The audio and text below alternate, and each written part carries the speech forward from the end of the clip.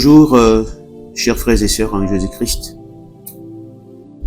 Nous sommes au mois de septembre et nous reprenons cette semaine notre série d'exhortations intitulée Le Shalom matinal.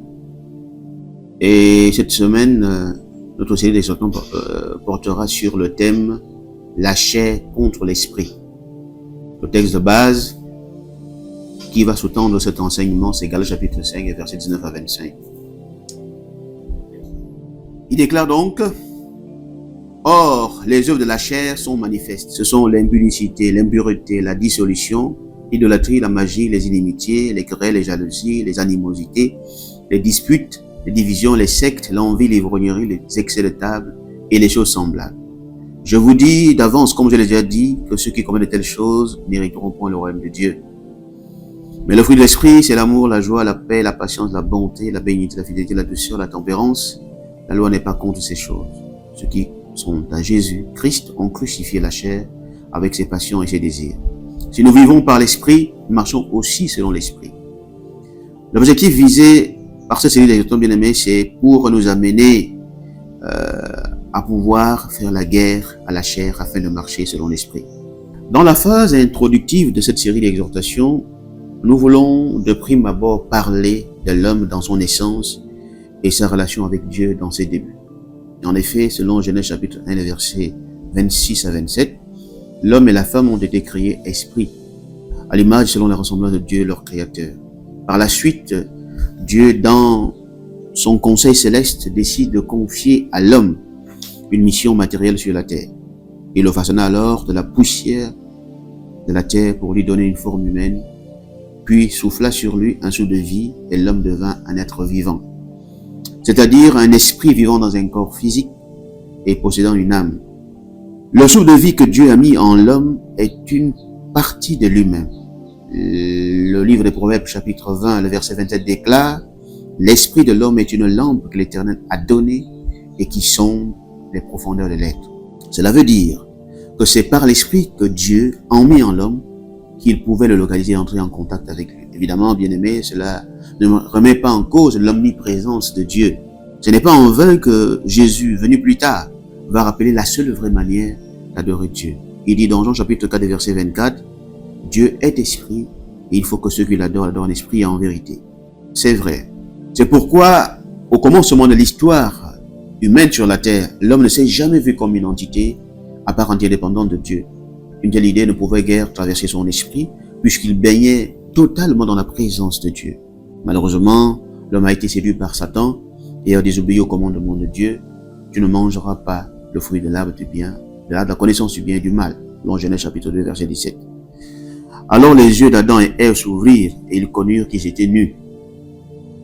Il ne s'agit pas là de la nudité physique puisqu'ils étaient bien nus avant la chute et ils n'avaient aucun problème avec ça, ni l'un envers l'autre, ni avec leur environnement immédiat. Mais il est question ici de leurs yeux physiques qui découvrirent en fait qu'ils existaient indépendamment de Dieu. C'est-à-dire qu'ils pouvaient avoir leurs avis à eux sans se référer à Dieu. Oui, bien-aimé, l'homme dans la présence de Dieu ne trouvait aucun intérêt à se regarder. Il se voyait au travers de Dieu, assurément comme un enfant dans le ventre de sa mère. Mais après avoir péché, il sortit du ventre de Dieu comme un enfant qui sort du ventre de sa mère et commence à voir autour de lui. Il se rend finalement compte qu'il est une entité indépendante de sa mère. Et cela se traduit automatiquement par des pleurs. Il en fut de même pour Adam et Ève. Tout autour d'eux semblait maintenant incompréhensible et suscitait alors questionnement et curiosité. Ce fut à partir de là le début d'une vie indépendante où l'homme est livré à lui-même. Conséquence, bien-aimée, la communication directe avec Dieu s'est rompue.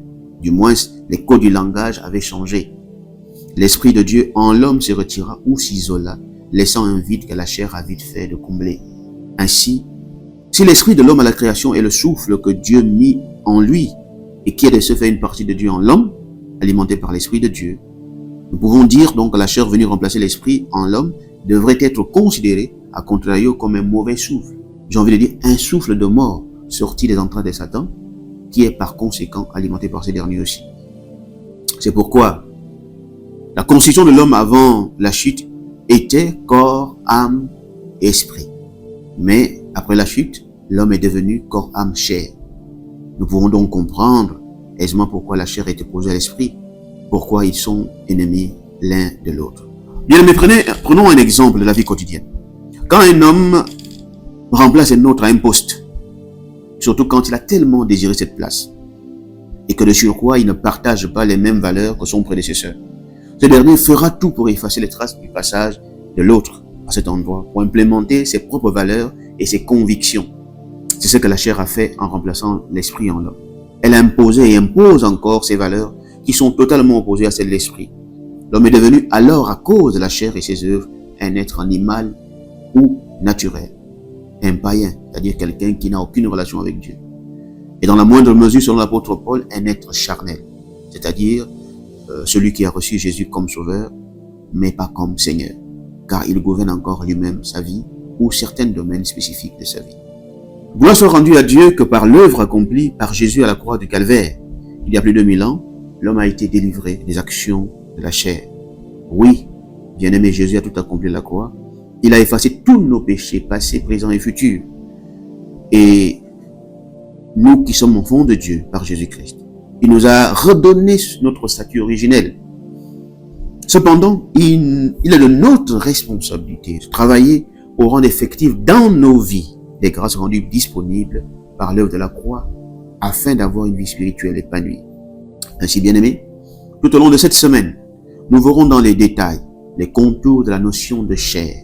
Nous verrons aussi que même étant en Christ, la chair ne part pas seule malgré la présence de Jésus dans nos vies. Nous verrons in fine qu'il est de notre responsabilité de nous battre pour vaincre cette chair afin de marcher selon l'esprit, car c'est ce que Dieu veut pour ses fils. Selon Romains chapitre 8, verset 14.